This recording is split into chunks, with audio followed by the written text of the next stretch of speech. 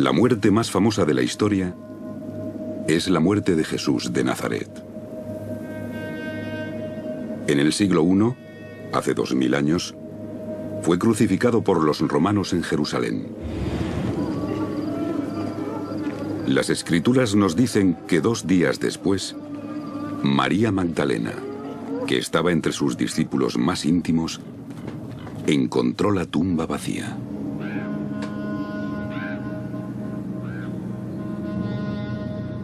Pero según el Evangelio de San Mateo, después de la muerte de Jesús, circuló otra historia. Y aunque el Evangelio la califica de mentira, se rumoreó que los discípulos de Jesús habían cogido su cuerpo en secreto, presumiblemente para darle una sepultura permanente. Si es eso cierto, siguiendo la costumbre del siglo I en Jerusalén, habrían llevado el cuerpo de Jesús a una tumba familiar excavada en la roca. Y teniendo en cuenta que había sido crucificado por insurrección, el entierro habría sido hecho en secreto por sus discípulos más íntimos. Estos habrían amortajado el cuerpo y lo habrían dejado descomponerse.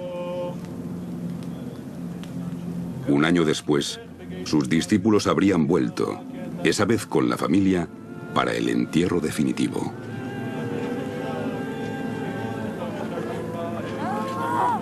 María, madre de Jesús, habría estado presente. María Magdalena también. Sus hermanos Simón, José, Judas y Jacob habrían preparado los huesos de Jesús para el entierro definitivo y los habrían colocado en un ataúd de piedra llamado osario.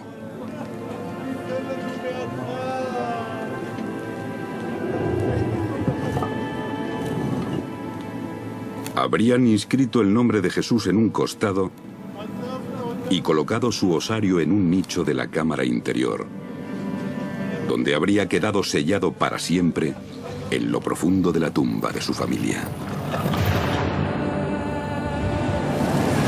La tumba perdida de Jesús.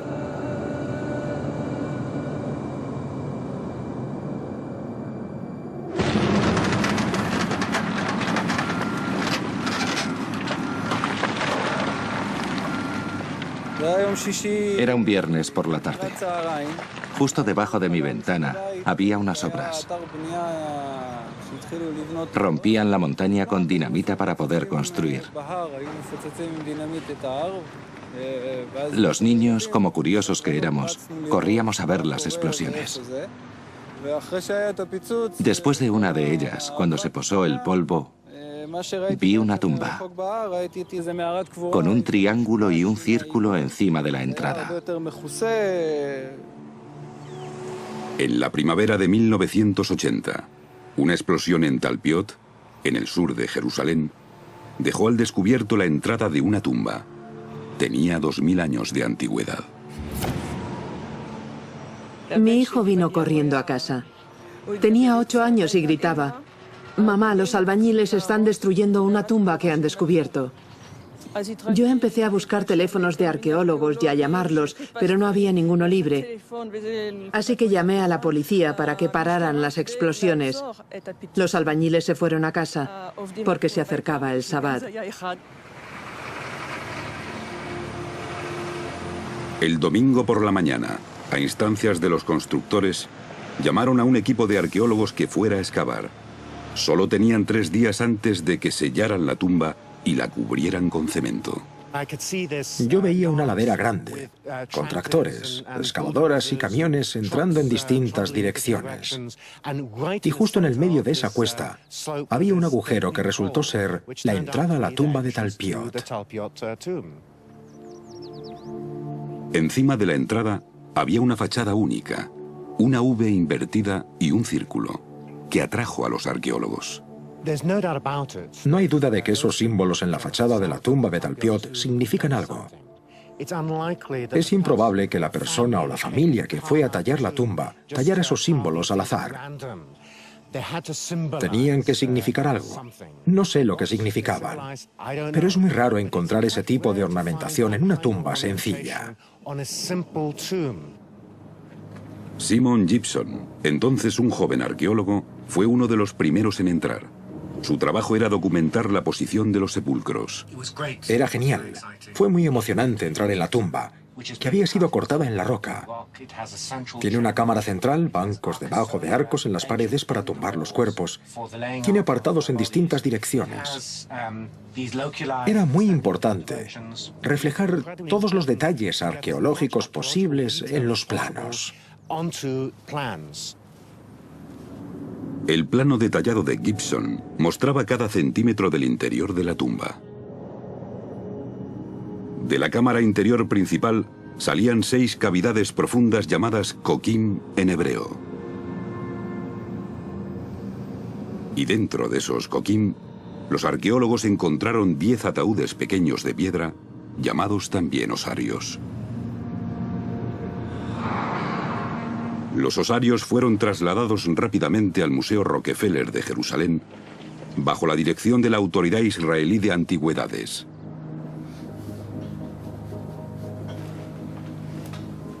Los huesos y restos encontrados dentro se guardaron en bolsas y cajas y se almacenaron para ser enterrados de nuevo. La Autoridad Israelí de Antigüedades tomó ciertas decisiones en las que cedió a las peticiones de la comunidad ultraortodoxa judía de Jerusalén y les entregó para que lo enterraran el material óseo que había sido analizado y examinado por antropólogos. Y entonces empezaron el proceso de catalogar los osarios antiguos. En 1980 se habían encontrado más de 1000 osarios, pero solo el 20% de ellos llevaban los nombres de los muertos. Aquí se descubrió que 6 de los 10 osarios tenían inscripciones. No son inscripciones monumentales, no están hechas para que todo el mundo las vea, y no están ahí para conmemorar a los muertos. Están ahí para que cuando lleguen los miembros de la familia y empiecen a mover los osarios para meter otro nuevo, sepan a quién pertenece cada uno. Los hallazgos arqueológicos muestran que la costumbre de usar osarios para enterrar en Jerusalén duró solo unos 100 años y terminó en el año 70 de nuestra era con la destrucción de Jerusalén por parte de los romanos. Y por lo tanto, el descubrimiento de inscripciones en ataúdes de piedra como estos proporciona a los arqueólogos un catálogo de nombres específicos de la época de Jesús. Y en uno de los osarios hallados en la tumba de Talpiot había un nombre sorprendente escrito en arameo: Yeshua Bar Yosef.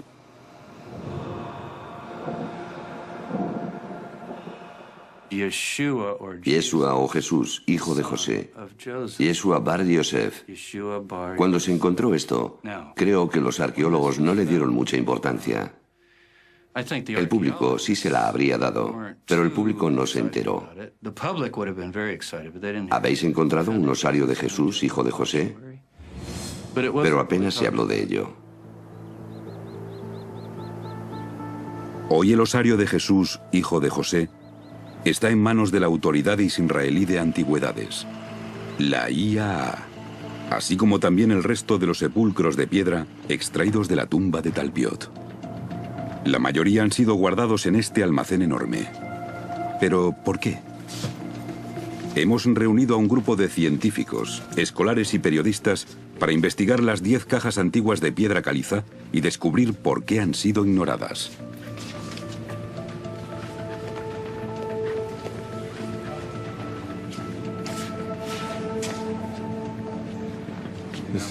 Es ese. ¿Félix? Sí. Este es el 543. Es este. Es este. Jesús, hijo de José. Comentadas del vino y la cerveza. Movistar sí. Hoy le toca examinar la inscripción a un experto en escritura antigua, el mundialmente famoso profesor Frank Moore de Harvard. Porque, aunque es una de las inscripciones más sencillas jamás encontradas en un osario, sus letras son tan poco formales que es muy difícil leerlas. Estas letras son poco estudiadas y esta en particular está muy confusa. Están tan poco detalladas que los académicos las describen como graffiti, casi como si se pretendiera que las leyera solo la familia íntima. Hay una X antes del nombre y después del nombre de Yeshua. Luego el nombre del padre está perfectamente claro. Yosefet, el hijo de Yosefet. No tengo dudas de que esto hay que leerlo como Yeshua y esto Yeshua bar Yosefet, es decir, Jesús, hijo de José. Jesús, hijo de José. El examen que ha hecho el profesor Cross de la fotografía nos muestra exactamente qué tenemos que buscar en el ataúd. Yud, Bab, Shin, Ain. Yud, Shin, Bab, Ain.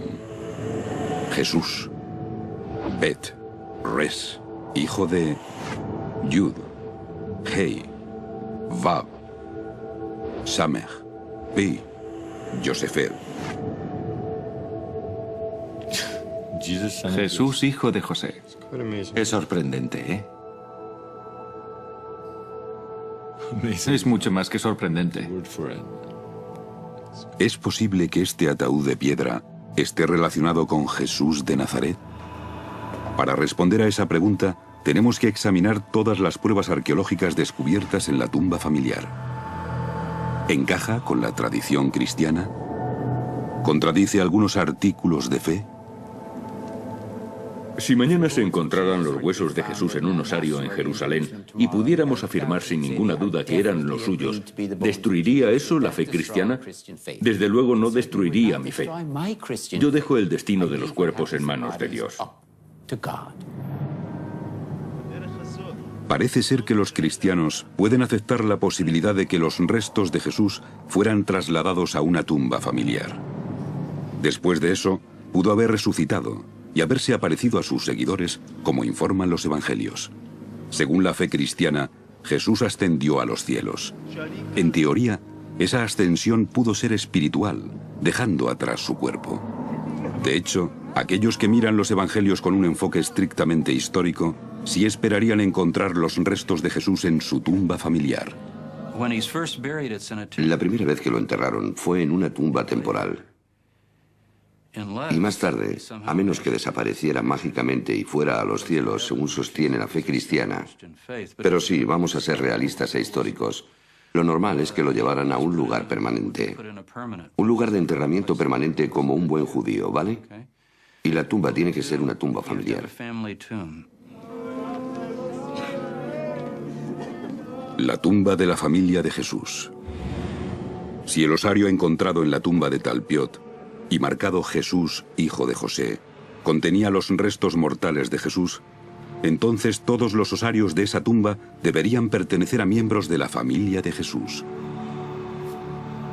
En los otros 5 osarios que sabemos que tienen inscripciones, deberíamos encontrar nombres del árbol genealógico de Jesús. Jesús fue hijo de María y José.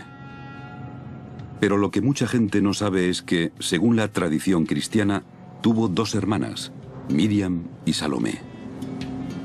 Y el Evangelio de San Mateo nos dice que tuvo 4 hermanos, Simón, Judas, Jacob y José. Su padre adoptivo, José, descendía del rey David. Pero José probablemente murió en Nazaret y fue enterrado allí, no en Jerusalén. María, la madre de Jesús, también era de la descendencia de David. Pero según la tradición cristiana, a diferencia de José, ella sí murió en Jerusalén.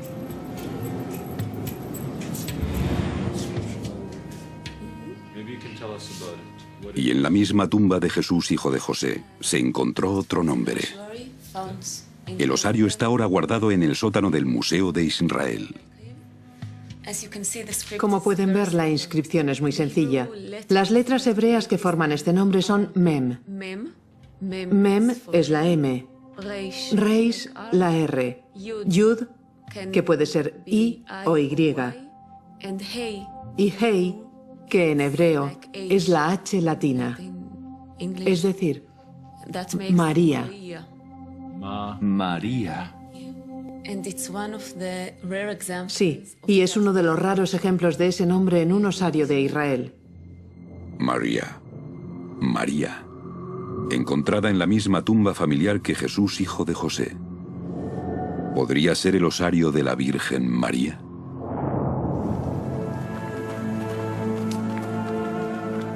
A través de la historia, desde los primeros escritos griegos de San Marcos, el primer evangelista, el nombre de la Virgen María nos ha llegado de esa forma: María. Es una versión latinizada del nombre hebreo de Miriam. Después de la muerte de Jesús, María siguió predicando sus enseñanzas y posiblemente reunió muchos seguidores. En aquellos tiempos de transición religiosa, conversos romanos empezaron también a seguir a Jesús, y a medida que crecía su popularidad entre los seguidores, se latinizó el nombre de María. Por eso en el Nuevo Testamento aparece como María. Es muy raro ver ese nombre escrito así en hebreo. Pero así es justamente como aparece en el osario de la tumba de Talpiot.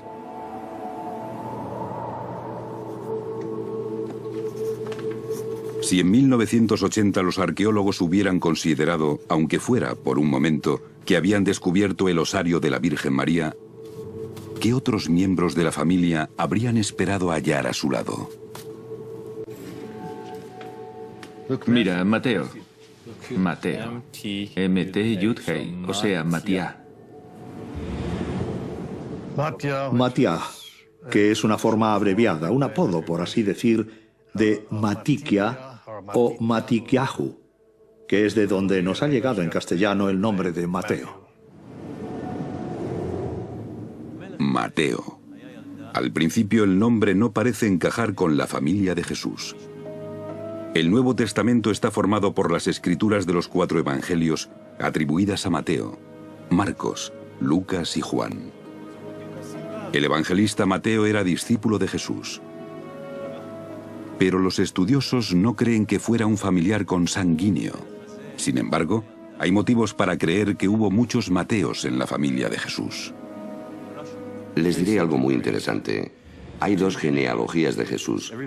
Todo el mundo lee la genealogía primera, la de José, como su padre adoptivo. Es básicamente la de todos los reyes de Israel. Y bueno, grandes nombres históricos. Pero la otra genealogía aparece en Lucas. La gente no se fija mucho. Está en Lucas, capítulo 3. Hay que pasar unas cuantas páginas. Es la genealogía de María, la madre. Y en su genealogía, ¿saben qué? Hay 5, 6, 7, 8 Mateos. Matías es un hombre macabeo, asmoneo.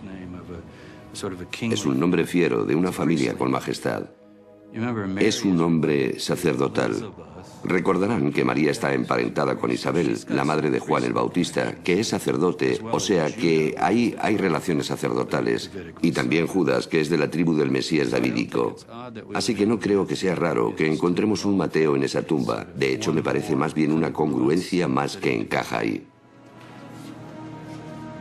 En realidad, Mateo no.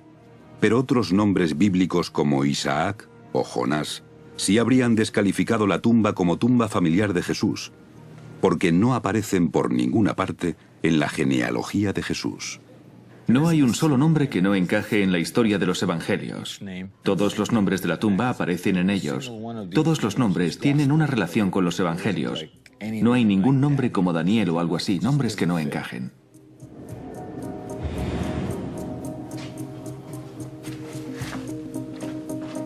En 3 osarios habían descubierto 4 nombres: José, Jesús, María y Mateo.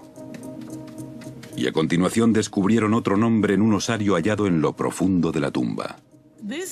La inscripción dice Yosa, con H al final. Y es una A, es el diminutivo de Yosefet, de eso no hay duda. Y seguramente es una inscripción muy poco corriente para un osario. Si me pongo a leer en hebreo, podría decir, vale, hay otro Yosefef, pero no es un Yosefef, es Yosa. En hebreo, Yossi es bastante común hoy en Israel. Yossi, Yossi, Joseph, como Joel, pero Yosa no se oye nunca, y tampoco se oía en el mundo antiguo. La Yo, la A, que se pronuncia así, Yosa. ¿Y saben dónde oímos ese nombre? En el Evangelio de San Marcos. Jesús tiene un hermano. No todo el mundo sabe que Jesús tenía hermanos. Muchos estudiosos, la Iglesia Católica, por ejemplo, dicen que eran primos y otros dicen que eran hermanastros. Pero la mayoría de los historiadores y estudiosos de la Biblia han admitido ya que Jesús tenía hermanos. En los Evangelios aparecen los 4 hermanos, Jacob, José, Judas y Simón, pero el José de San Marcos, y solo el de San Marcos, el primer evangelista, no es Yosefef, es José. Yosa, o José en castellano, era el hermano de Jesús. Pero los evangelios no nos dicen mucho más que eso. Desaparece después de 3 citas breves. Lo que le ocurrió a José es un misterio. Pero si los osarios de la tumba de Talpiot pertenecen a la familia de Jesús, entonces hemos encontrado por fin a José. De todas las inscripciones de osarios jamás halladas, solo hay una donde se escriba así el diminutivo de José. Mira, está claro como el agua, Yosa. Y es algo increíble, porque según la ley judía, si alguien tiene un apodo, tienes que poner ese apodo en el ataúd o el sepulcro. Y es el apodo lo que aparece aquí al lado de Jesús, hijo de José. Al hermano se le conocía como Yosa, no Yehosefer, y así es justamente como está escrito, Yosa, José.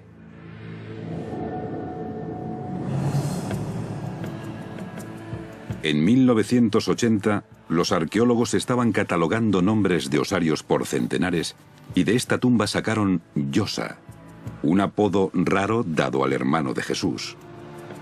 María, una versión rara latinizada de la Miriam hebrea, que se usa en los evangelios para referirse a la madre de Jesús.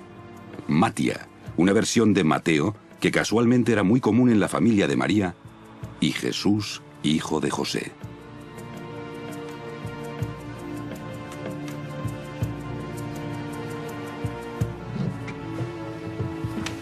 Hallados todos juntos en una tumba familiar, todos limpiados y catalogados, todos los huesos vueltos a enterrar juntos aquí, en una tumba consagrada especialmente en las afueras de Jerusalén. Todos los osarios fueron entonces catalogados y almacenados durante décadas en los estantes de un almacén. ¿Por qué nadie se fijó en los nombres? Recordarán que los años 70 y principios de los 80 fueron el periodo del boom en la excavación de tumbas en Jerusalén y alrededores. O sea que traían grandes cantidades de osarios al Museo Rockefeller, el cuartel general de la Autoridad Israelí de Antigüedades. Y esas inscripciones se consideraban bastante comunes. Esos son los nombres más comunes entre los judíos del primer siglo de nuestra era. Son nombres muy populares en ese periodo. Un dato que tenemos es que hay una serie de nombres que recuerdan muchos de los nombres que encontramos en el Nuevo Testamento. El otro dato es que encontramos esos nombres en muchos otros lugares. O sea que sugerir que esa tumba era la tumba de la familia de Jesús es una sugerencia poco documentada y hay que tener mucho cuidado con eso. Todas las tumbas de los alrededores de Jerusalén están apareciendo lentamente en obras en construcción y en algunos casos se están destruyendo. Así que no es tan extraño que unos albañiles descubrieran la tumba de Jesús. Es algo que puede ocurrir y creo que tenemos que considerarlo. Se ha hablado de probabilidades estadísticas, pero nunca han sido examinadas por expertos en estadística. Hasta ahora. Andri Forberger es profesor de matemáticas y estadística. Ha reunido, a partir de osarios y otras fuentes, todos los nombres conocidos de la época de Jesús. Por el procedimiento de anotar la frecuencia con que se dan esos nombres, puede evaluar estadísticamente los nombres descubiertos en Talpiot.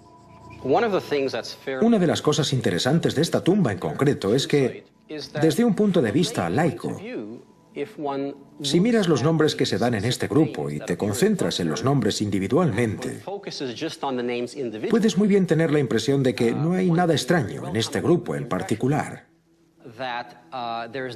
Pero el modo correcto de analizar eso es mirar todos los nombres juntos. De acuerdo con la estadística, si estuviéramos en una calle atestada del Jerusalén antiguo y gritáramos el nombre de Jesús, nos respondería el 4% de los hombres.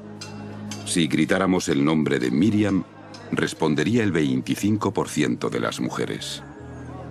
Los dos nombres eran comunes. Pero lo que explica Forberger es que si gritáramos el nombre de un Jesús con un padre llamado José, una madre llamada María y un hermano llamado Yosa, las probabilidades de que respondiera alguien serían muy bajas. Desde un punto de vista estadístico, no estudiamos la incidencia de los nombres individuales, donde decimos que cada uno de ellos es un nombre muy común. Miramos el modo en el que se combinan los factores entre sí. Y no que un padre se llame Yosefet no es nada raro. Que un hijo se llame Yeshua tampoco es raro. Pero al combinar esos dos juntos, ya es más raro. O sea, que hay una posibilidad de que esta tumba en concreto sea la de una familia del Nuevo Testamento. Es una posibilidad que, en mi opinión, hay que tomarse en serio. Tomarse esa posibilidad en serio significa que tenemos que intentar encontrar más pruebas. Y un modo de hacer eso es encontrar la tumba de Talpiot. Pero la tumba fue enterrada, sellada y cerrada con cemento hace más de 25 años. Encima se construyó un bloque grande de apartamentos. Aunque pudiéramos localizarla, quizá fuera imposible entrar en ella, enterrada ahora bajo metros de cemento y cimientos. Después de estudiar planos de construcción de décadas de antigüedad y compararlos con informes arqueológicos de la IAA, nuestro equipo cree haber descubierto la situación subterránea de la tumba de Talpiot. La tumba de Talpiot está situada a medio camino entre el antiguo Jerusalén y Belén, las dos ciudades más importantes para Jesús y su familia. Habría sido una situación ideal para la tumba de la familia, porque así los parientes supervivientes podían desplazarse desde las dos ciudades a visitar la tumba. Bien pensado, es perfecto. Está justo entre Jerusalén, allí, donde está Itai, y Belén, aquí. Si yo fuera miembro de la familia de Jesús, querría que me enterraran aquí, ¿vale? Vale, sabemos que hay una tumba justo aquí, ¿verdad? Nuestra investigación muestra que en 1980 se descubrieron dos tumbas en Talpiot. El techo de la segunda había sido destruido parcialmente por los obreros, pero se volvió a cerrar y no se excavó debido a las limitaciones de tiempo y las presiones de grupos religiosos para que no se tocara. Los informes arqueológicos muestran que esa segunda tumba está 20 metros al norte de la primera. Ahí es donde tiene que estar la otra tumba. Los planos del apartamento muestran que la primera tumba está localizada debajo de un patio y al lado de una pared de dormitorios. Creemos que esa es la tumba que buscamos. Sabemos que una de las tumbas está debajo del patio. Sabemos que salen tuberías de ella. Ahí es donde entras tú. Los bocetos de la IAA sugieren que quizás se instalaron tuberías de acceso a ambas tumbas antes de seguir construyendo encima de ellas. Es corriente que se añadan esas tuberías a petición de rabinos en respuesta a la creencia ortodoxa de que los espíritus necesitan un paso despejado desde la tumba. Vamos a bajar por muchos metros que haya hasta que lleguemos al fondo. Una vez que estemos abajo, si el dibujo está bien y hay esa curva en la tubería, la cámara bajará por la curva y veremos lo que hay allí. A mí me preocupa que las tuberías sean mentira. Que el que hizo los pisos pusiera tuberías allí solo para contentar a los rabinos. Oh, sí, las almas pueden moverse, pero que no haya nada allí. Idealmente, tú bajas tu cámara por esa cosa. Sí. Confirma que hay una tumba, que hay un espacio entre la tumba y el dormitorio, si puedes. No sé a qué profundidad está, pero hacemos un agujero en la pared del dormitorio y ¡boom! Estamos dentro.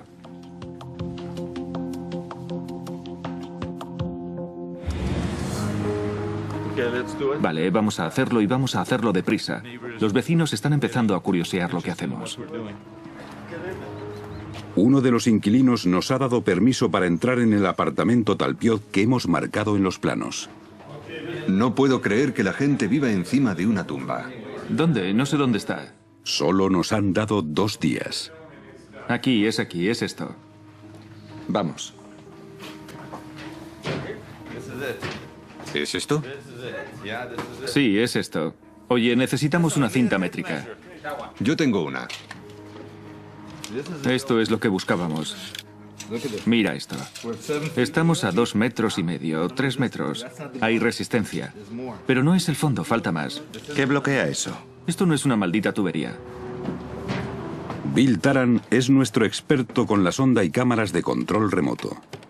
Bill puede meter una cámara aunque el agujero de acceso tenga solo 1 centímetro de diámetro.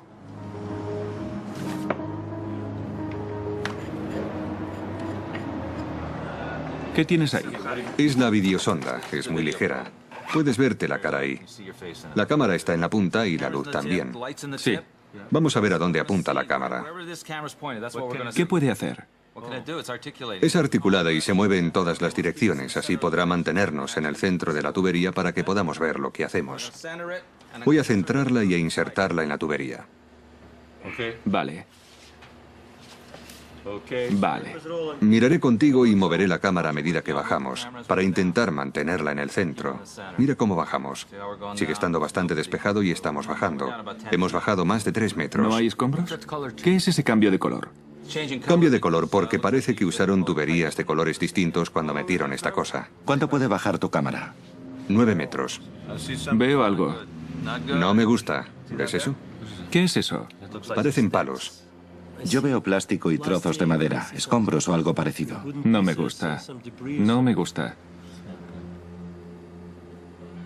¿Sabes una cosa? Aquí hay un bloqueo muy serio. Félix, esto no me gusta.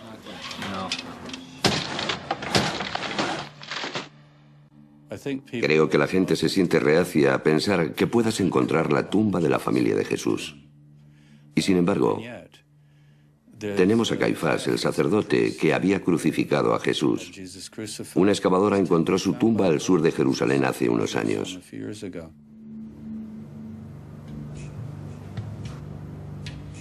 En diciembre de 1990, unos obreros de la construcción descubrieron una cueva antigua de enterramiento del siglo I.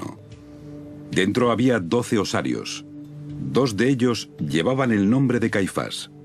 Este, el osario más adornado, tiene 2 veces tallada la inscripción José, hijo de Caifás.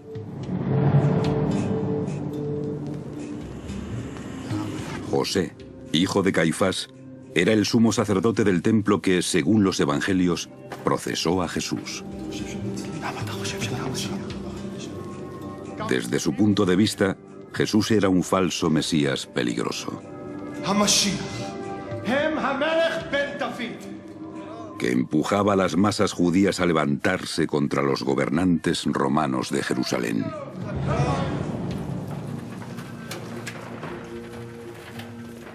El osario de Caifás se encontró, así que no es que se puedan encontrar solo osarios de gente corriente, como si lo que encontremos no pueda ser de nadie importante. ¿Por qué no? Creo que no se mide todo con el mismo rasero. Usted dice que ese Caifás es probablemente el sumo sacerdote que procesó a Jesús según los evangelios. Y sin embargo dice que este grupo de nombres no son más que nombres judíos muy comunes. ¿Por qué está tan convencido de que este es ese Caifás? En la misma tumba hay otros osarios menos elaborados que llevan el nombre de Caifás. No José, hijo de Caifás, sino solo el nombre de Caifás. O sea que definitivamente es la tumba de un clan, como lo eran todas las tumbas. Esta es la tumba del clan de Caifás. Uno de ellos debería haber sido José, hijo de Caifás, el que conocemos del Nuevo Testamento. Y los adornos del osario muestran claramente que es alguien de más categoría, así que Una decoración lujosa le ha convencido de que este es el Caifás de los... No, Caifás no es un nombre nada corriente. No es un nombre tan corriente como Jesús, José, Juan o María. Es un nombre raro. Es un nombre que conocemos tanto por fuentes judías como por el Nuevo Testamento. Y se corresponde con ese periodo y podría ser ese. El hecho es que nunca hemos encontrado en ninguna otra parte un osario con el nombre de José, hijo de Caifás. Nunca. Por otra parte, aquí hay un grupo de cosas únicas. José, al que encontramos en esta tumba, y la forma concreta de ese nombre solo aparece en el Evangelio de San Marcos. Lo encontramos como hermano de Jesús solo en esta tumba. En ninguna otra, por lo que es tan raro como Caifás. De hecho, es más raro porque en la tumba de la familia de Caifás encuentran varios Caifás, y José solo aparece una vez en todos los miles de osarios hallados. Pero nadie dice que, con toda probabilidad, esta es la tumba de Jesús de Nazaret. Nadie dice eso.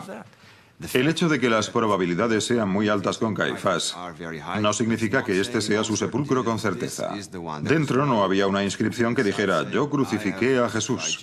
No lo sabemos al 100%. En arqueología nunca estamos seguros de nada al 100%. Pero los expertos parecen sentirse muy bien relacionando algunos osarios con nombres famosos de los evangelios, siempre que nada pueda relacionarlos con la familia de Jesús. En la quinta estación de la Vía Dolorosa, el Vía Crucis que recorrió Jesús con la cruz a cuestas, encontramos una inscripción a Simón el Cireneo.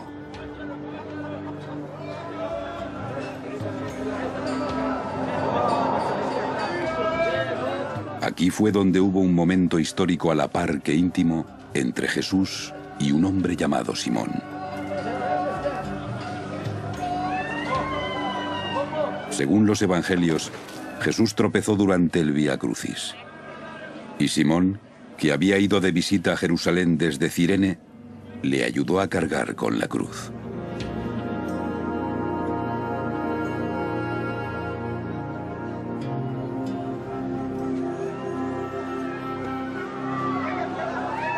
Simón y su hijo Alejandro fueron de los primeros seguidores de Jesús. Los expertos están de acuerdo en que su osario ha sido hallado, aunque, curiosamente, descansa ignorado debajo del estante de un almacén en la parte de atrás de un edificio universitario. Bien, tenemos un osario que fue hallado en 1941.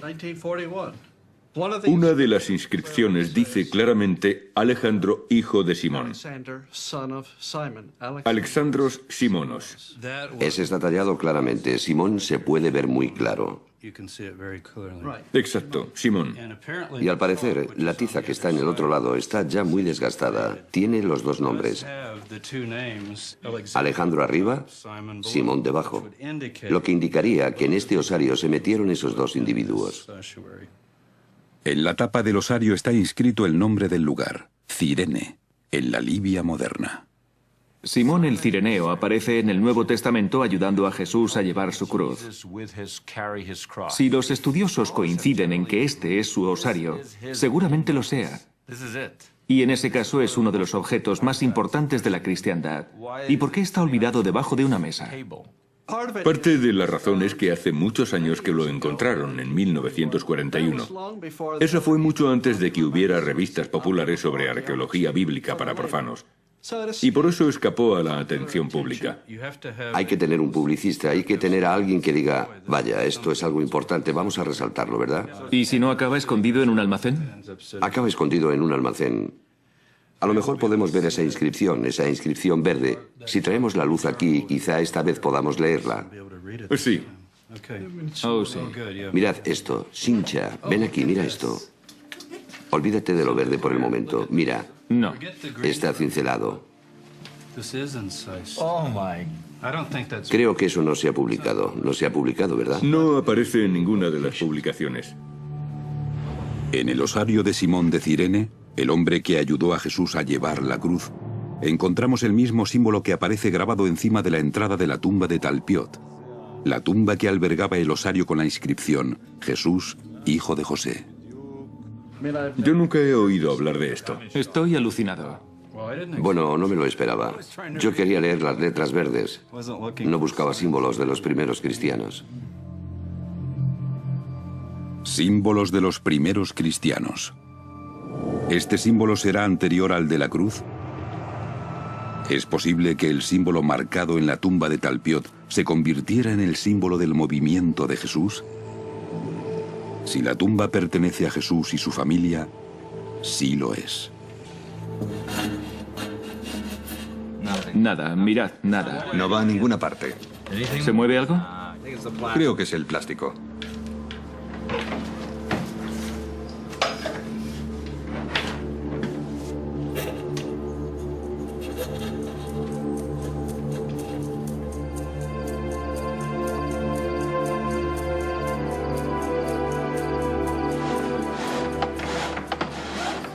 ¿Sabes, Sincha? Te diré que tenemos una seria obstrucción.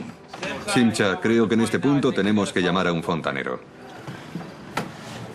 ¿Vamos a entrar en la tumba con un fontanero?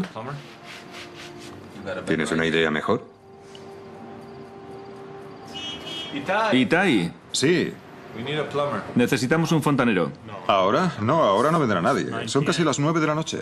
Pues llámalos ahora y que vengan mañana. Eso es una locura. Llamaremos al fontanero. ¿Qué otra cosa podemos hacer?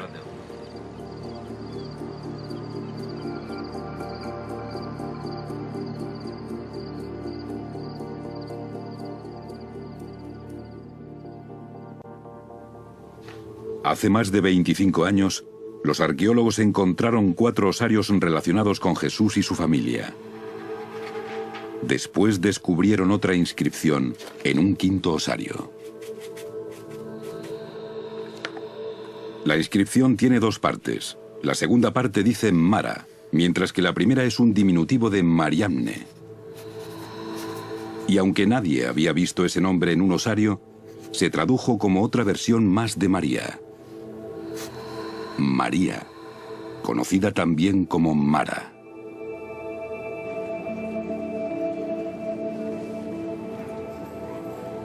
Pero, ¿tendría sentido encontrar en la tumba de la familia de Jesús 2 osarios con el nombre de María? Primero, María, el nombre usado en los evangelios para referirse a la Virgen.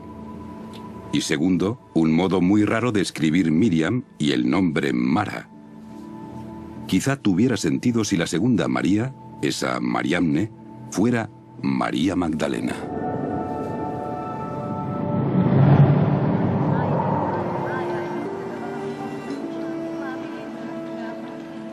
María Magdalena nos llega en el Nuevo Testamento no solo con un nombre, sino con un nombre y un título. Según los estudiosos, ella es María de Magdala, María Magdalena. Magdala era un centro comercial importante cercano al mar de Galilea. La gente de Magdala hablaba griego además de arameo. Las tradiciones cristianas sugieren que María Magdalena y su hermano Felipe predicaban a los judíos de habla griega. Y es bastante probable que la familia y los seguidores de María Magdalena escribieran su nombre en griego. El osario de Mariamne es el único con una inscripción griega encontrado en la tumba de Talpiot. Supongamos que en esta misma tumba de Talpiot, la segunda María Sí. fuera identificada claramente como María Magdalena. Supongámoslo. Sí. ¿Cuál sería su reacción con ese nombre dentro de este grupo? Sería fascinante y desde luego atraería mucha más atención y suscitaría muchas más preguntas. Pero no lo es. No tenemos a María de Magdala en la tumba. Si uno de los osarios hubiera puesto María Magdalena, yo habría dicho, vaya, y me habría quedado muy impresionada. Si ahí hubieran escrito María, procedente de Magdala, o María Magdalena, habría sido muy interesante. Si la inscripción de Mariamne se pudiera relacionar con María Magdalena, sería mucho más interesante. Sería extraordinario estadísticamente, porque podríamos crear una ecuación de probabilidades combinadas para el grupo de Talpiot que incluyera a Mariamne. Lo que ocurre cuando haces eso es que los factores de probabilidades individuales, aunque no sean muy grandes en un caso en particular, al multiplicarlos todos juntos, empiezas a formar una imagen del conjunto, que ya sí es en realidad un suceso muy raro. Como Forberger adopta un enfoque conservador, elimina Matia por completo, puesto que no es un miembro conocido de la familia más próxima a Jesús. Forberger divide también el resultado por 4 para compensar por cualquier prejuicio no intencionado en los datos históricos, y a continuación vuelve a dividir el resultado por 1000, que son todas las tumbas del siglo I en Jerusalén. Al final, su modelo concluye que solo hay una probabilidad entre 600 de que la tumba de Talpiot no sea la tumba de la familia de Jesús, siempre que Mariamne se pueda vincular con María Magdalena. ¿Pero se puede? Una de las historias más famosas asociadas con María Magdalena está en el Evangelio de San Juan, donde Jesús impide la lapidación de una mujer condenada por adulterio.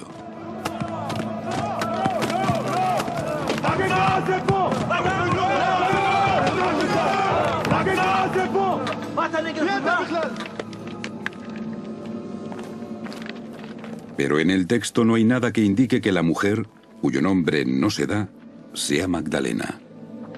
Es una tradición cristiana posterior la que ha relacionado a la adúltera con la Magdalena, igual que la ha relacionado también con la historia de otra mujer, a la que no se nombra en el Evangelio de San Lucas, nombrada solo como una pecadora que unge los pies de Jesús y los seca con su cabello.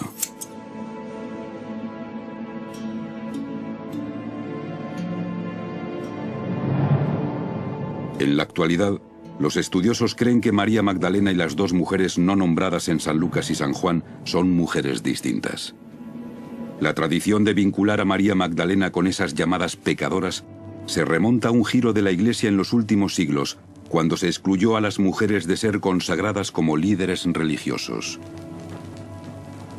Antes de ese tiempo, sí se ordenaba a las mujeres, y María Magdalena es muy respetada como misionera en muchos escritos de los primeros cristianos. Creo que María Magdalena fue una persona muy importante en el movimiento de Jesús. Tan importante que creo, y esto es opinión mía, sé que no represento a nadie más, pero creo que ella es la auténtica fundadora de la cristiandad.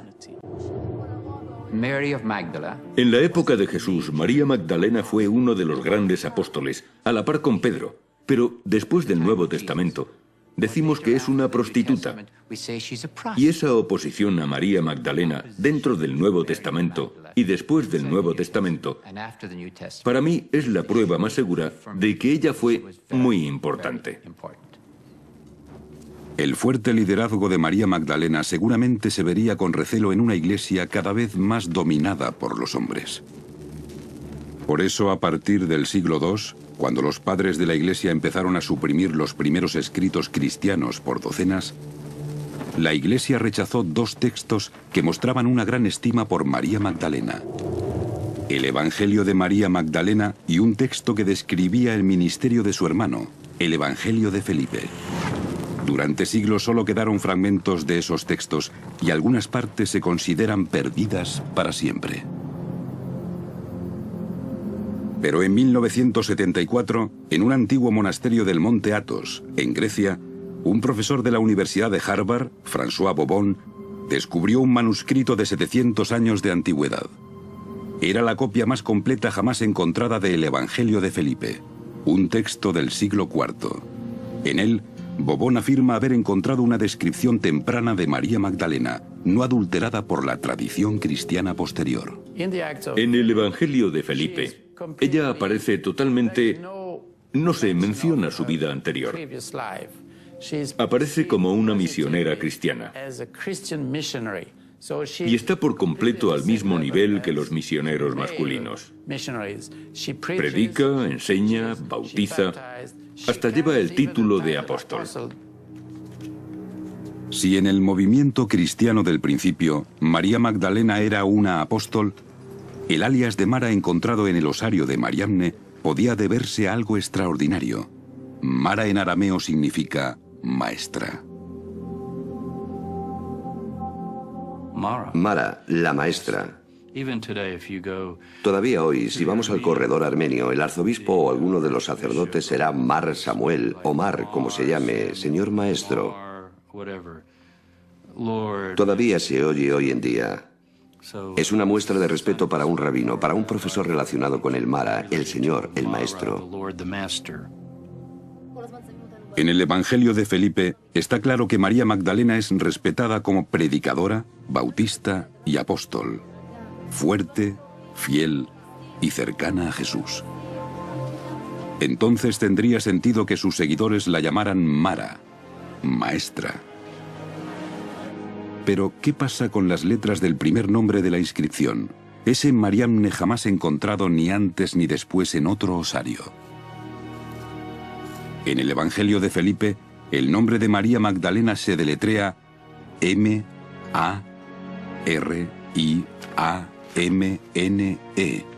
Mariamne. En los evangelios sinópticos y en algunos textos no canónicos, como el Evangelio de María, el Pistis Sofía, etc., Mariamne es la misma mujer que María de Magdala o María Magdalena. El Evangelio de Felipe parece explicar todos los misterios detrás de esta inscripción. Pero si este es de verdad el osario de María Magdalena, entonces hay una cosa más que necesita investigarse. La creencia más común, basada en la tradición medieval, es que después de la muerte de Jesús, los discípulos fueron expulsados de Judea y se dispersaron por muchos países, viajando y predicando la palabra de Dios.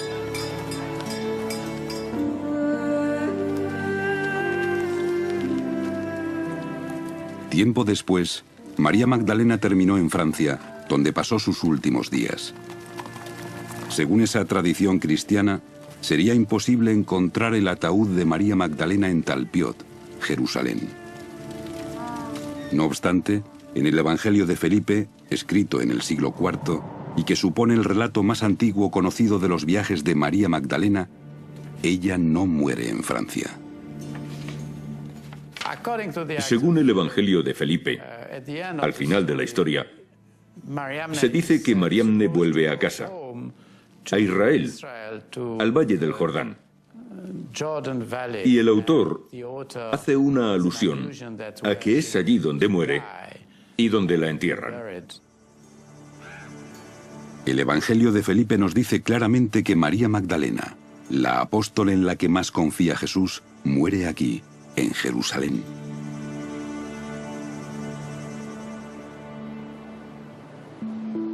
¿Sería de verdad tan improbable encontrarla enterrada al lado de Jesús, en la tumba de la familia de Jesús?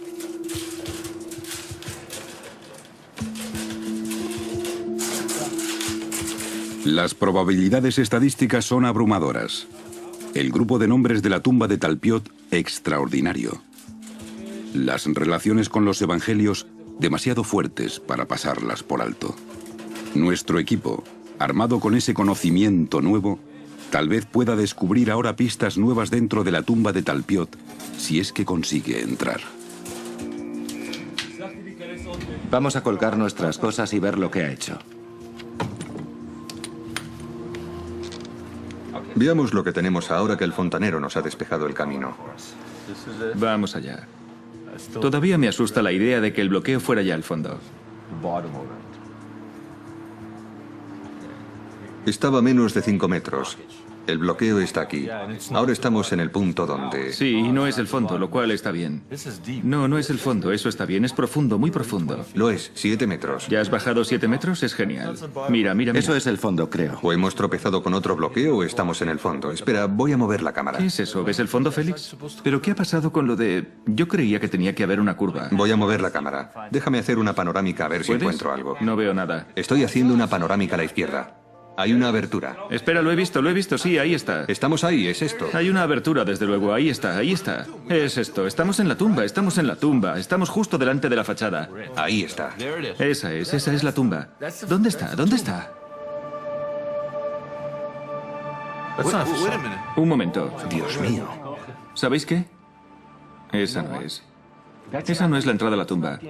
Estamos en la tumba. Estás dentro de la tumba. Sí, desde luego. Eso es la tumba. Vale, aquí está. Es esta. Esta es la tumba. Tenemos la tumba. Hemos encontrado la tumba. ¿Pero dónde está el tejado en pico, Itai? Ya sabes, el Yeskashut Neala. ¿Qué? Creo que es eso, ¿no? Hay... ¿Eso es un osario? Espera, esos son osarios, sí. Sí. Oh, Dios mío. Tengo buenas noticias y malas noticias. Ahí hay un osario.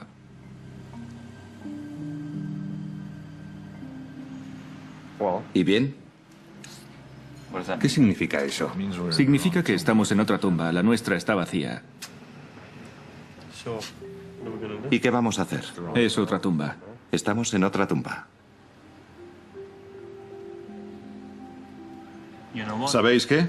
¿Qué? Esta debe ser la segunda tumba. Exacto. La que pensábamos que estaba 20 metros al norte. Estamos en la segunda tumba. Sí. Nuestra tumba está 20 metros al sur de aquí. La buena noticia es que nadie ha visto nunca una tumba de la época de Jesús en tan buen estado.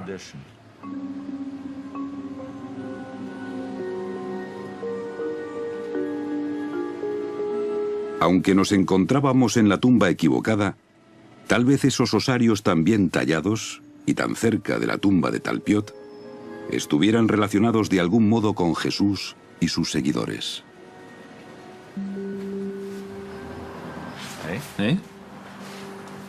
¿Qué pasa ahora? Tenemos que encontrar la tumba. La tumba de la familia santa. Tiene que estar al otro lado de este edificio. Tenemos que mirar 20 metros al sur, sí. Está por aquí. ¿A dónde vas? ¿A dónde narices vas, Simcha? Eso es el aparcamiento. No puede ser tan difícil. El sur es el sur. 20 metros nos llevan al jardín. 20 metros no son muchos, la encontraremos.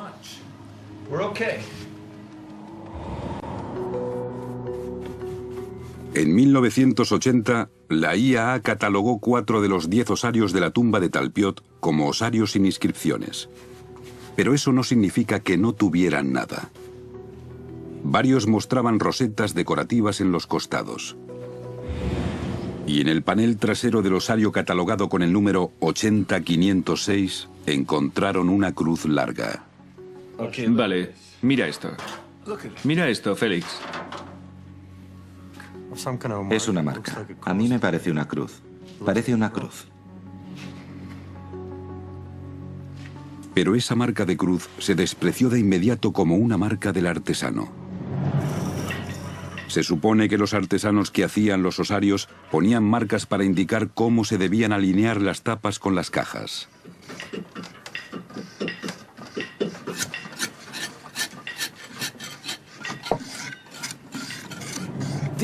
Esto no tiene nada que ver con la cristiandad. Es solo una raya. Es muy común. Creo que es una marca que hacen los artesanos. Y eso es porque las cruces sencillamente no se aceptan como cruces, en el sentido de símbolo cristiano, en ningún resto arqueológico que date de antes del siglo IV. La creencia más común entre arqueólogos e historiadores es que no hay apenas pruebas arqueológicas de los primeros cristianos hasta el siglo IV, 300 años después de la muerte de Jesús. Fue entonces cuando el emperador romano Constantino el Grande legalizó la cristiandad, lo que permitió que un movimiento clandestino pasara a ser aceptado en la sociedad civil normal. Su popularidad se extendió más allá del imperio y Constantino sería conocido como el primer emperador cristiano. Pero cuesta creer que el primer movimiento cristiano, lo bastante fuerte para sobrevivir a 300 años de persecuciones y a continuación invadir todo el imperio romano, no haya dejado pruebas arqueológicas de su existencia antes de su legalización. ¿Sabéis qué? Por el rabillo del ojo he visto una cruz dentro de un círculo. ¿Qué es eso? Eso es genial. Me encanta esa pregunta, porque esto no es una cruz. Esto es 4 siglos antes de que la cruz quedara establecida como símbolo cristiano. Esto es una roseta, el adorno más común en los osarios del siglo I. Otros osarios también llevan cruces, pero son marcas de los artesanos para alinear la colocación de la tapa con la caja. Si quieres probar que la cruz se usaba ya como símbolo cristiano en el siglo I, necesitarás algo más que una roseta no muy bien hecha. En la actualidad, la cruz se asocia inmediatamente con la crucifixión. Pero esa referencia habría resultado horrorosa en los años siguientes a la muerte de Jesús. Para alguien del siglo I, llevar una cruz colgada al cuello habría sido como si alguien de hoy en día se colgara una silla eléctrica pequeña. De muy mal gusto. Era un símbolo de tortura. Y solo cuando se terminó la crucifixión pudo la imaginación humana pasar de la realidad al símbolo. Pero quizá la gente sí usaba cruces como símbolos religiosos en la época de Jesús. Cruces que no tenían nada que ver con la crucifixión.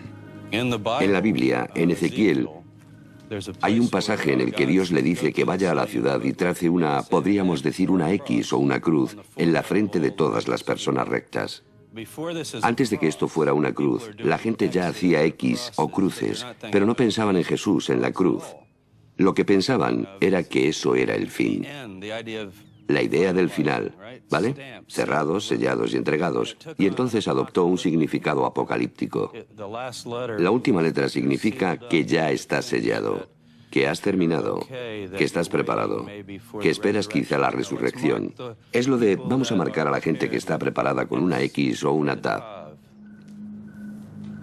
La Tav es la última letra del alfabeto hebreo, o Tao en arameo. En el libro de las Revelaciones, Jesús declara: yo soy el Alfa y el Omega, lo primero y lo último, el principio y el fin. Alfa y Omega son la primera y la última letra del alfabeto griego. Pero como Jesús hablaba en arameo, en realidad habría dicho: soy el Alaf y el Tao. Y en su época, la letra Tao se dibujaba como una cruz. En el osario que lleva la inscripción Jesús, hijo de José, directamente debajo del nombre de Jesús hay una inscripción intencionada de una Tao. Para nosotros eso forma parte de la inscripción original. Tiene la misma profundidad y el mismo estilo de la inscripción, más la vaporización mineral que claramente se mete en todas las letras. Si este símbolo, este Tao, era una marca de rectitud en la época de Jesús, bien pudiera ser que lo hubieran adoptado sus primeros seguidores. Y siglos después, habría evolucionado hasta convertirse en la cruz cristiana. Es algo terrible que se borre una cultura. Y sin embargo, hay un cierto sentido en lo que les ha pasado a Jesús y sus seguidores. Se convirtieron a la cristiandad. No los borraron. Pero aquel movimiento original, el modo en que eran al principio judíos en esta zona, que creían en su propia versión de la fe judía, pero también seguían a Jesús, eso sí ha desaparecido. Y creo que ha desaparecido por razones teológicas. Aunque yo creo que las pruebas materiales están a nuestro alrededor y que solo tenemos que abrir los ojos y verlas. ¿Es posible que hubiera un movimiento formado por judíos que veían a Jesús como su Mesías, no su Dios? Y que, como ese movimiento ha desaparecido en gran medida de la historia, estamos ciegos a las pruebas arqueológicas que han dejado atrás. Si hay pruebas de ese movimiento judeocristiano, el lugar más lógico para buscarlo sería aquí. Según la tradición, esta es la vista que tenía Jesús cuando subió al Monte de los Olivos y miró el templo judío. Donde ahora está la mezquita de la cúpula de la roca, se levantaba entonces el templo de Jerusalén. Allí se guardaba el Arca de la Alianza. Según San Lucas, Jesús miró el templo, vio su destrucción posterior y lloró. Aquí fue donde lloró, en Dominus Flevit, un lugar sagrado en el que los monjes franciscanos construyeron este monasterio en 1891. Este punto habría sido el lugar ideal para un cementerio judeocristiano, con vistas al templo que estaban seguros de que Jesús volvería para reconstruir. En 1953, durante una reforma del monasterio, los franciscanos descubrieron un cementerio de 2000 años de antigüedad. Bellarmino Bagatti, un arqueólogo muy conocido, excavó parcialmente esta necrópolis antigua. Bagatti afirmó que estos osarios pertenecían a algunos de los primeros seguidores de Jesús. Si este es un cementerio judeocristiano, eso significa que nuestra tumba no está asentada en una especie de vacío arqueológico, sino que es parte de una red de cementerios. Esto puede proporcionar un contexto arqueológico para nuestra tumba. En esta red de tumbas, los franciscanos encontraron una caja de huesos con una inscripción que lleva el nombre de uno de los primeros cristianos más famosos, Simón Bar Jonás. No sé si todo el mundo reconocerá inmediatamente eso, pero Jesús le dijo a Simón Pedro, que más tarde fue venerado como papa y cabeza de la iglesia: tú eres Simón, hijo de Jonás, y yo te bendigo, Pedro. Porque su nombre no es Pedro, eso es un nombre griego, su nombre era Simón, Simón Bar Jonás.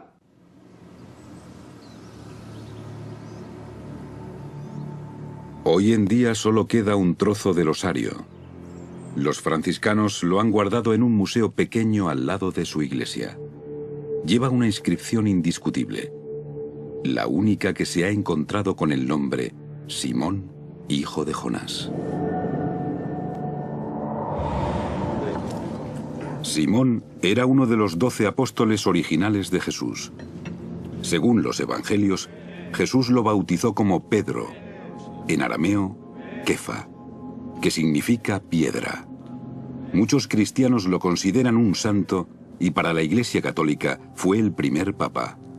Según la tradición, Simón Pedro fue crucificado y enterrado en Roma. Entonces, ¿cómo puede estar su ataúd en Jerusalén?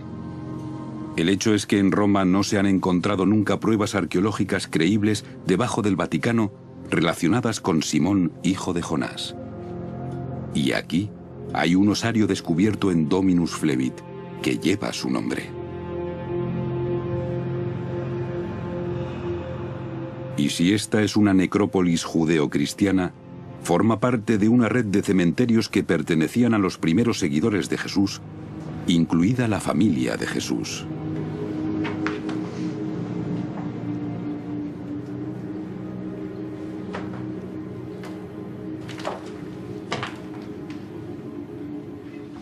Vale, no os lo vais a creer. ¿Qué? No os lo vais a creer, lo estoy soñando. ¿Lo ves? Ahora lo veo. Es un símbolo. Hay un símbolo de la tumba en un osario. Esto es increíble porque el ángulo y la cosa son idénticos y el punto de dentro. Idéntico. Y el punto está dentro intencionadamente. La V invertida con el punto en el medio.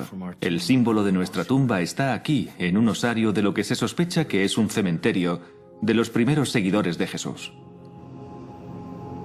Encontrar este símbolo en un osario aquí, en la necrópolis de Dominus Flevit, lo relaciona directamente con lo que se cree que son algunas de las primeras pruebas de la cristiandad.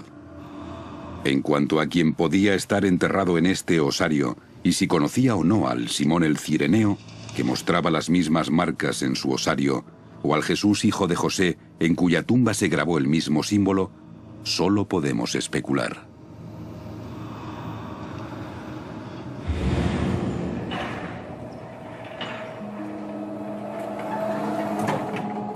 Pero en temas forenses, la ciencia moderna no permite mucha especulación. Estudiando ADN antiguo de fragmentos de huesos y residuos humanos dejados en osarios, los científicos pueden averiguar ahora relaciones familiares entre las distintas personas de la tumba de Talpiot. Stephen Pfann es el director del Centro para el Estudio del Cristianismo Primitivo Y aquí ayuda a Stephen Cox, un arqueólogo forense del estado de Nueva York. Han descubierto material valioso dentro de los osarios que llevan las inscripciones de Mariamne y Jesús, hijo de José. Dentro de este osario tenemos material que se adhiere a la superficie de la piedra, formando un patrón circular muy interesante. Vale la pena recogerlo y echar un vistazo y ver cuál es su composición.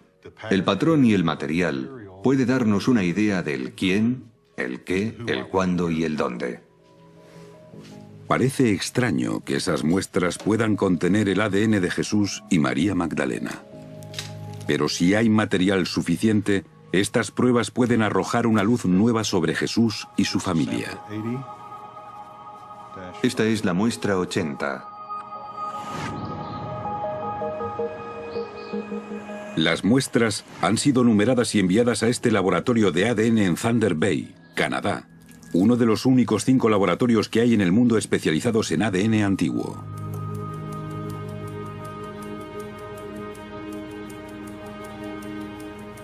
Los científicos no saben que las muestras pertenecen a un tal Jesús, hijo de José, y a una mujer que podría ser María Magdalena.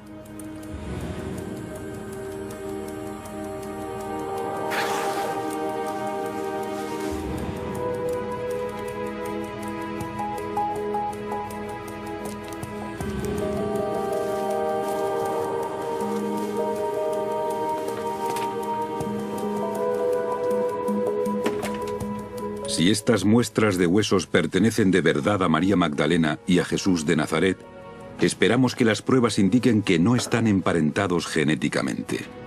Esperamos que el ADN pertenezca a 2 personas sin vínculos familiares entre sí. Y eso sería un descubrimiento muy raro en una tumba de familia, a menos que esos individuos fueran marido y mujer. Bien, hemos recibido las muestras que nos enviaron y la primera vez que las examinamos no nos parecían buenas. Muy secas, muy desecadas, muy pequeñas y muy fragmentadas. Y por esa razón nos iba a resultar muy difícil hacer el análisis. Después pasamos a procesar o empezar a procesar las muestras e intentar averiguar la calidad del ADN. ¿Sería factible hacer un análisis? En este caso concreto descubrimos que el ADN estaba bastante degradado, bastante dañado. Y por esa razón nos limita el tipo de trabajo que podemos hacer. La pregunta ahora es, ¿hay material de ADN suficiente para crear un perfil significativo? Con el fin de obtener la máxima cantidad posible de información, los biólogos intentarán recuperar lo que llaman ADN nuclear de las células del hueso. El análisis de extracción mostró que era muy difícil recuperar el ADN nuclear. A continuación nos centramos en el ADN mitocondrial. El ADN mitocondrial se pasa de la madre al hijo, se transmite por línea materna, lo que significa que solo podemos identificar esos tipos de relaciones. El material óseo está demasiado degradado para recuperar ADN del núcleo de las células. Y por lo tanto, la extracción de ADN se centra ahora en el mitocondrio de las células del hueso. El ADN mitocondrial solo puede decirnos si Jesús, hijo de José, tuvo la misma madre que Mariamne, si eran hermanos o no lo eran.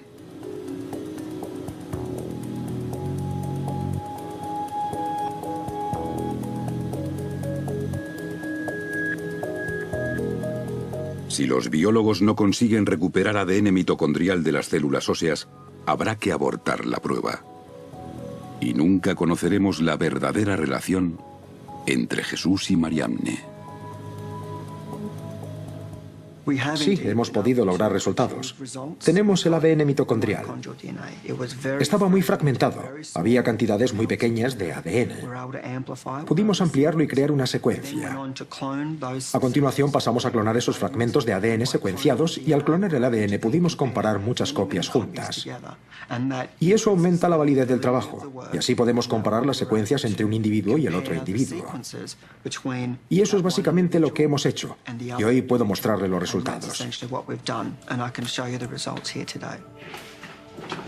Bien. Aquí lo que tenemos son 2 secuencias, solo secuencias representativas, una para cada individuo. Y lo que les voy a mostrar son algunas de las variaciones entre los dos individuos. Y así tenemos aquí un poliformismo, esta G y la A. Un poliformismo es una variación entre esta secuencia y otra secuencia, o una variación entre esta secuencia y la secuencia de referencia. Utilizamos un poliformismo para indicar o identificar un perfil mitocondrial. Y este poliformismo muestra una diferencia entre las dos personas. Tenemos también otro poliformismo aquí. Tenemos una T y una C, que muestran otro poliformismo de diferencias. O sea que tenemos un número de poliformismos que muestran diferencias entre las dos secuencias. Podemos pues concluir que esas dos personas no están emparentadas. O por lo menos no están emparentadas por vía materna. No tienen la misma madre. No pueden ser madre e hijo, no pueden ser hermanos de madre.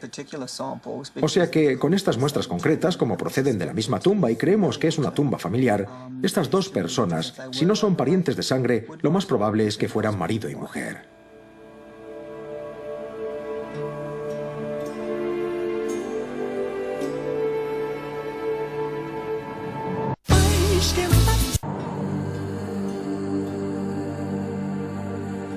La gente lleva siglos especulando sobre la relación de María Magdalena con Jesús.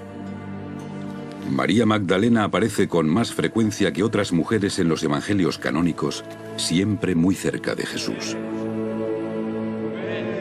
Su presencia en la crucifixión encaja con el papel de esposa y viuda doliente. Quizá Jesús y María Magdalena sí estuvieron casados como sugieren los resultados del ADN de los osarios de Talpiot.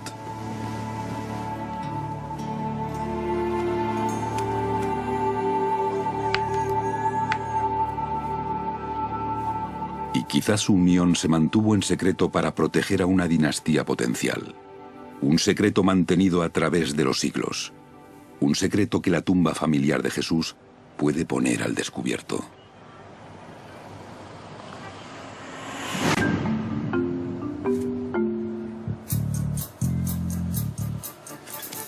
Por fin hemos podido contactar con uno de los constructores originales de los apartamentos Talpiot. Efraín recuerda la tumba, pero no está seguro de su situación exacta.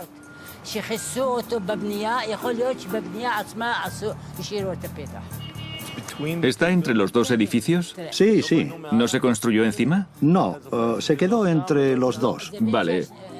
Dice que está entre estos dos edificios. Vamos a probar. Entre los dos edificios de apartamentos hay un jardín grande con terrazas altas. Y Efraín afirma que la tumba está en esta zona. Tiene que estar justo detrás de esta pared. Pero la cuestión es, ¿en qué terraza? No podrán subir ahí.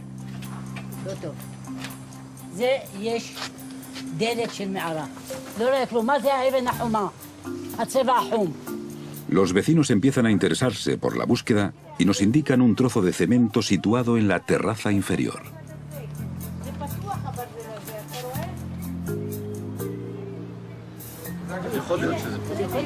¿Esto tiene un propósito práctico?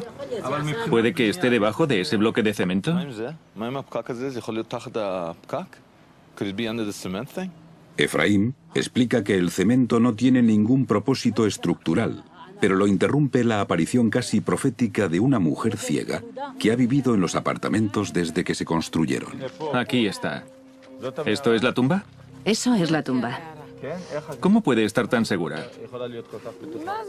Porque me acuerdo. Estaba abierta y los niños entraban y salían, así que vinieron y la cerraron. ¿Sabe si la llenaron de cemento o arena? Me parece que se limitaron a cubrirla. ¿Y usted está segura de que está aquí? Estoy 1.000.000% segura. 1.000.000% de certeza. No necesitábamos más. Si podíamos retirar el cemento, quizá nos encontráramos con la entrada a la tumba de la familia de Jesús.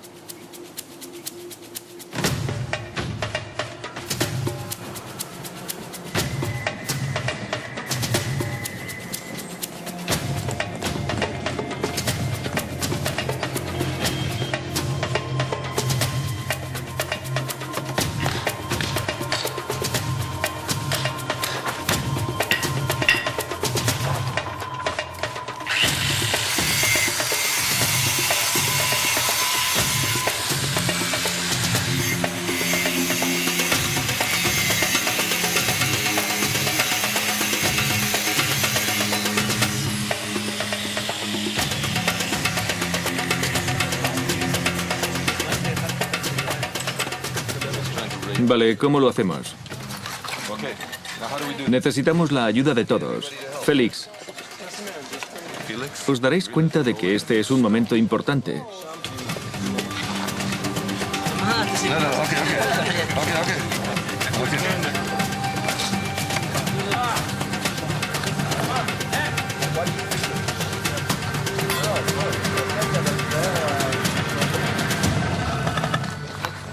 Es increíble. Es aquí, Simcha. Es la tumba. Vale, ¿seguro que es esta? Sí, buen trabajo. Me estoy pellizcando, no puedo creerlo. Vale, vamos. Haz la foto y compárala.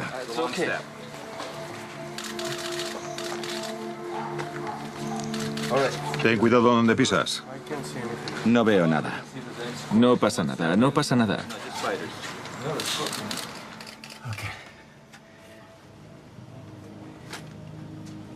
Vale. Definitivamente es aquí. Mirad, ahí está la V invertida. Es preciosa. Es fantástica. Es roja. Mirad. Igual que en el libro. Igual que en la foto. Mirad eso. Félix, la hemos encontrado.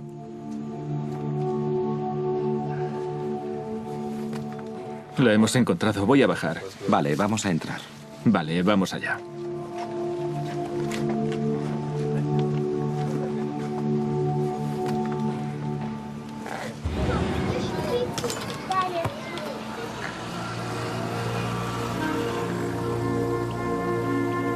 La apertura de la tumba, 26 años después de su hallazgo, coincide con otro giro en la historia. Uno de los osarios de Talpiot ha desaparecido. Contando estos, 1, 2, 3, 4, 5, 6, 7, 8, 9, 10. Aquí tenemos 10 osarios.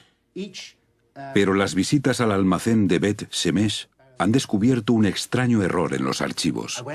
He ido al almacén de la Autoridad Israelí de Antigüedades, en Bet Shemesh. Me han dado una hoja impresa que indica que hay 9 artículos de esta tumba. Lo dice claramente. Número de artículos 9. Y viene una descripción de los osarios y de dónde están colocados en el almacén. Uno de los osarios de Talpiot se perdió de algún modo y en alguna parte. Y con este osario perdido empieza otro misterio nuevo. Puede que robaran el osario. Quizá un albañil de la obra de 1980 tenía las manos largas. Los osarios pueden alcanzar precios bastante altos en el mercado de antigüedades. Y en octubre de 2002 apareció un osario de piedra en una colección privada. Llevaba la inscripción Jacob, hijo de José, hermano de Jesús. Oded Golan, un coleccionista bastante conocido, declaró que había comprado el osario décadas atrás a un comerciante de antigüedades árabe en la ciudad vieja de Jerusalén, pero que no había sido consciente de la importancia de la inscripción. Fue uno de los primeros osarios de mi colección. No le presté una atención especial, porque los 3 nombres que se mencionan en el osario, que son Jacob, Joseph y Yeshua, son muy comunes en el siglo I. Y en consecuencia ni se me ocurrió pensar que pudieran pertenecer a la familia de Jesús. Y además yo no sabía que Jesús hubiera tenido hermanos. Después de la muerte de Jesús, su hermano Jacob, o lo que es lo mismo, Santiago, continuó su ministerio y congregó a bastantes seguidores como líder indiscutible del movimiento de Jesús. Más tarde, las escrituras cristianas nos dicen que fue muy respetado tanto por los primeros cristianos como por los judíos fariseos. Y en el siglo I, el historiador judío Flavio Josefo dedica más tiempo a Jacob que a Jesús. Pero al igual que su hermano Jesús, el miedo a su popularidad e influencias religiosas lo llevaron a la muerte. El sumo sacerdote Anás lo condenó a ser lapidado en Jerusalén en lo que se consideró un acto de asesinato judicial.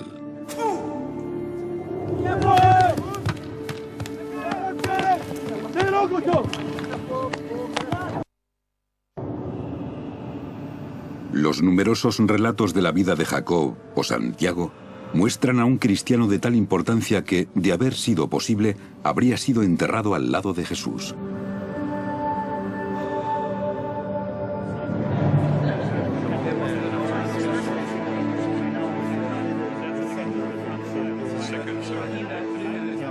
Un estudioso vio la colección de Oded Golan en 2002 y sugirió que el osario de Jacob podía pertenecer a la familia de Jesús de Nazaret.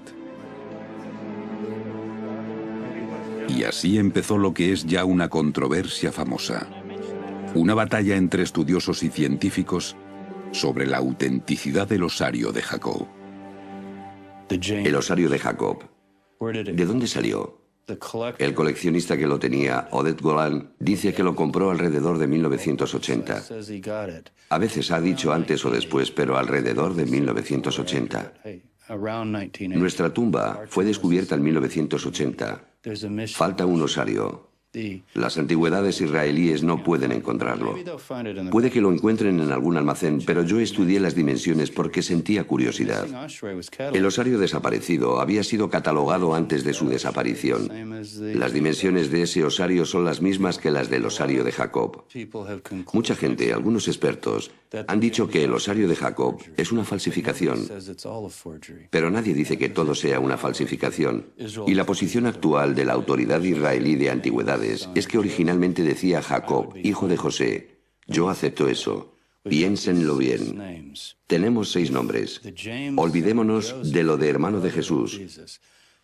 Porque el osario dice Jacob, hijo de José, hermano de Jesús. Pero algunos dicen que lo de hermano de Jesús se añadió después. No importa. Es evidente que sería hermano de Jesús. Si el osario es de esa tumba, tenemos un Jesús, un José, un Jacob, hijo de José. Y claro que son especulaciones, pero coincide la época y coincide el nombre, y creo que para mí está bastante claro que esta es la familia de Jesús. Pero, ¿cómo podríamos determinar si el osario de Jacob procede de la tumba de Talpiot? La fecha y las dimensiones anotadas sugieren que sí, pero será la pátina la que tenga la última palabra. En el interior de una tumba se acumulan con el tiempo minerales y sedimentos en los osarios. Esa acumulación se llama pátina y se puede analizar científicamente para extraer una huella química y mineral específica de un osario o tumba. Todos los osarios descubiertos en una tumba concreta tendrán la misma huella de pátina.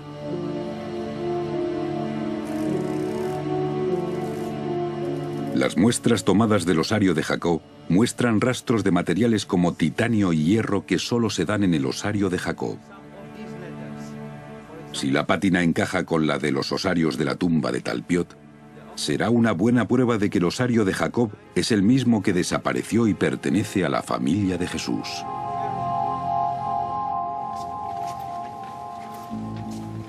El doctor Charles Pellegrino ha venido al almacén de Bet Shemesh en Israel para recoger muestras de pátina de los osarios de la tumba de Talpiot. Puedo sacar mucho material de aquí.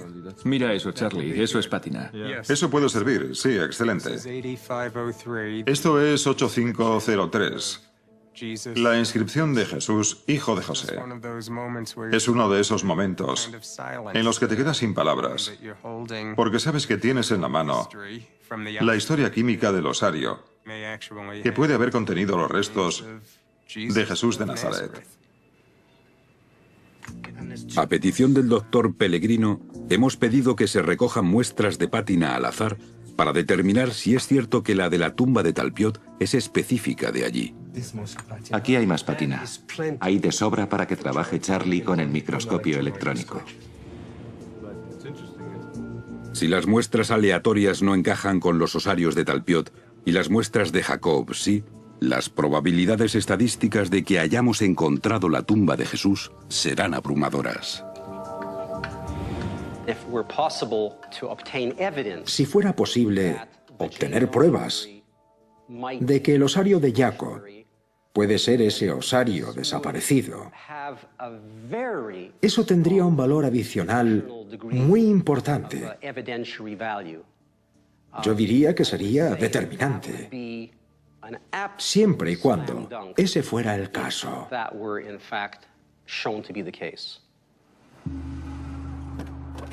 El laboratorio criminalista de Suffolk es un laboratorio CSI norteamericano que participa en la resolución de crímenes actuales. Hoy utilizará expertos forenses para comparar la pátina del osario de Jacob con la pátina de los osarios de Talpiot y con la de las muestras aleatorias. ¿Has visto esa pieza? ¿La que tiene una especie de túnel que la atraviesa? Sí. ¿Quieres extraer otra muestra de este recipiente o ya es suficiente? Sí, creo que ya es suficiente. De acuerdo. Sí, creo que eso servirá. Sí, así está bien. Esa pieza está bien para analizarla. De momento estamos sacando otras muestras del interior del osario. El hierro es parte de lo que da al suelo ese color distintivo. Ahora lo tenemos de esta tumba. Lo tenemos de los osarios de esta tumba. Vamos a tomar más muestras y las vamos a examinar al microscopio de barrido electrónico y a analizarlas por microsonda electrónica.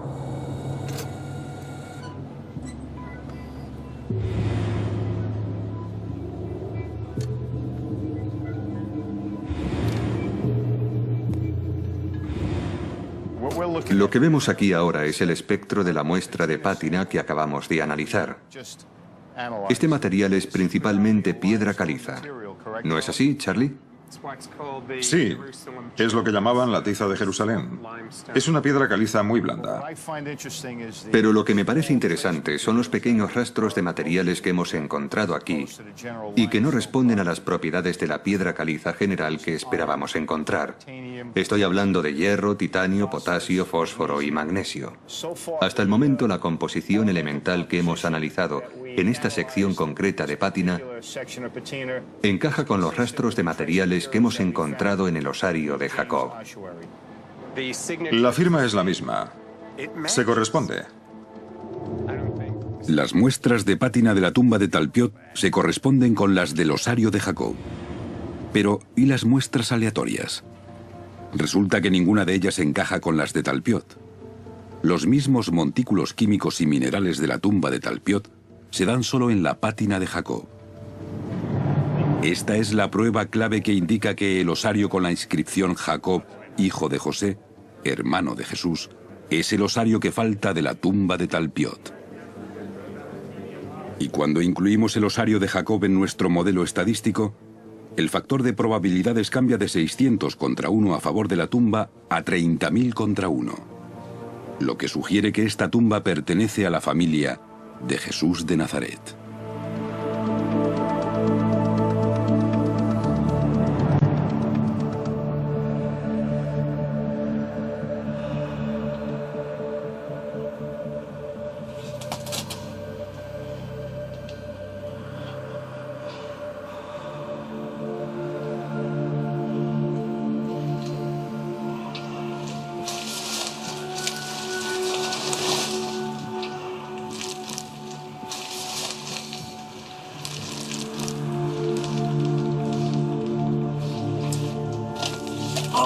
Dios mío.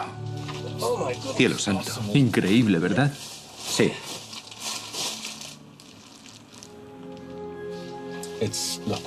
Mira, 1, 2, 3. Estos nichos, los cochín. 2 aquí, 2 aquí, 2 aquí, 6 en total. Mira, 2 nichos mortuorios donde colocas el cuerpo. El cuerpo de Jesús, el cuerpo de María estarían ahí. Mira esto, y ahora mira esto. Vale. Es esta, Félix, no hay duda. Es una joya de tumba. Mira eso, es muy profundo. Sí, esos cochín son muy profundos. Eso no se me había ocurrido. Mira eso, Félix, ¿qué es eso? Es una incisión. Sí, aquí hay una inscripción. Esto es griego. Eso es una M. Eso es una N griega. ¿Es una N o M? Es N. ¿Y qué es esto? Necesitamos un paleógrafo aquí. Esto es antiguo. 2, 3, 4, 5, 6 letras. ¿Es griego o latín? Desde luego no es hebreo. Al mirar a nuestro alrededor, nos dimos cuenta de que estábamos sentados en montículos de páginas de escritura en descomposición. ¿Qué es eso? Alumbra eso, alumbra aquí. Mira eso, Félix. Esto está lleno de libros sagrados desintegrándose. Según la ley judía, los libros bíblicos no se pueden destruir. Hay que enterrarlos como a los seres humanos. Parece ser que en las semanas siguientes a la retirada de los osarios y antes de que se cerrara de nuevo la tumba, una escuela de rabinos de la zona la llenó de textos sagrados dañados. Entre ellos, encontramos uno que Jesús menciona como la clave de su ministerio. Es el libro de Jonás. Jesús dice en los Evangelios, si queréis saber, los apóstoles le preguntan, ¿qué te propones, maestro? Y él dice, si queréis saber lo que me propongo, leed el libro de Jonás. Esa es la clave. Y ahora tenemos el libro de Jonás justo aquí. Los evangelios nos dicen que Jesús hablaba constantemente en claves y parábolas. No es de sorprender, teniendo en cuenta que era un líder de lo que hoy se llamaría un movimiento antigubernamental, un hombre destinado a la crucifixión. Y aquellos que hablan en clave a menudo guardan grandes secretos. En las excavaciones apresuradas de 1980, los arqueólogos retiraron de la tumba de Talpiot el último osario con una inscripción. El osario pertenecía a un niño. En el Museo Rockefeller tradujeron la inscripción Yehuda Bar Yeshua. Sí, Yehuda Bar Yeshua se traduce por Judas, hijo de Jesús. Judas, hijo de Jesús. El Nuevo Testamento no dice que Jesús tenía un hijo, pero quizá, en este caso, la arqueología nos obliga a arrojar una luz diferente sobre el Nuevo Testamento. ¿Es posible que este osario contuviera en otro tiempo los restos del hijo de Jesús y María Magdalena? Enamoras más en verano. Si Judas era su hijo, es lógico que su existencia se mantuviera en secreto, puesto que a Jesús se le consideraba un pretendiente al trono. Las autoridades romanas probablemente habrían arrestado y crucificado a un hijo suyo. Era una época de grandes persecuciones. Todos los relacionados con el ministerio de Jesús estaban en peligro. A su primo, Juan Bautista, le cortaron la cabeza. Jacob, su hermano, fue lapidado. Simón, otro hermano, crucificado. Si Jesús y María Magdalena fueron padres, seguramente sabían que, de hacerse público el nacimiento de su hijo, éste correría un grave peligro. Quizá el discípulo amado, cuyo nombre no se da y que aparece en el Evangelio de San Juan, sea en realidad el hijo de Jesús.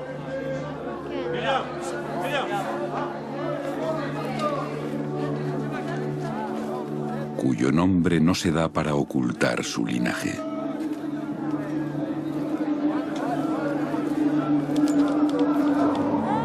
En Juan 19:26, Jesús pide al discípulo amado a los pies de la cruz que cuide de su madre. Después le dice a María, mujer, aquí tienes a tu hijo. Tradicionalmente, se creía que en esa escena Jesús se dirigía a María, su madre. Pero, ¿puede ser que la tradición esté equivocada?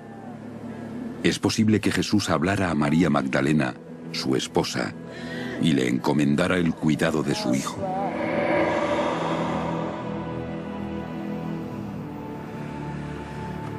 Por otra parte, quizá el hecho de que hubiera un hijo en la tumba de Talpiot signifique que el Jesús hallado en esta tumba no es Jesús de Nazaret.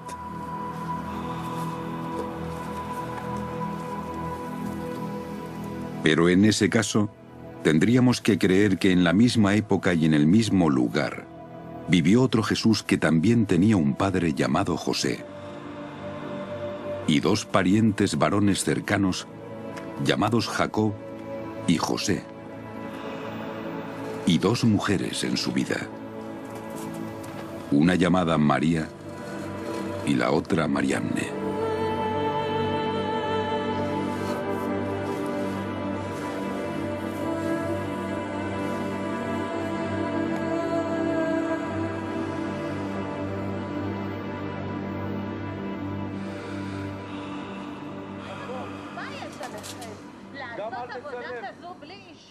¿Qué es ese ruido?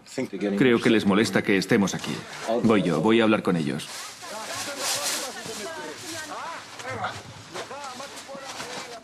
Soy del Departamento de Jerusalén Occidental de la IAA.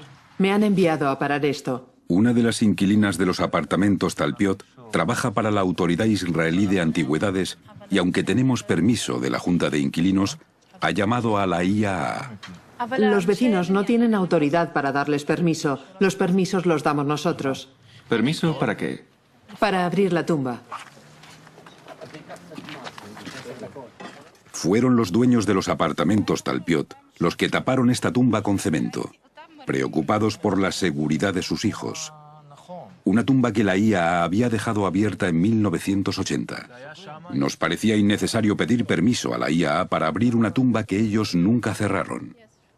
Pero a pesar de nuestras súplicas, nos pidieron que volviéramos a cubrirla. Vale, vámonos.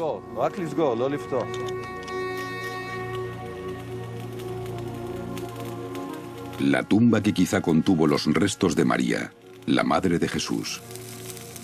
Mateo, de la línea familiar de María.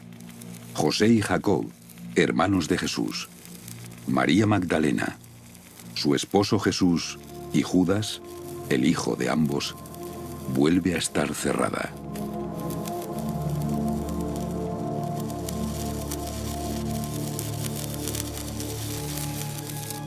¿Quién sabe los secretos que alberga todavía en su interior? ¿Y cuánto tiempo seguirán escondidos bajo los apartamentos Talpiot?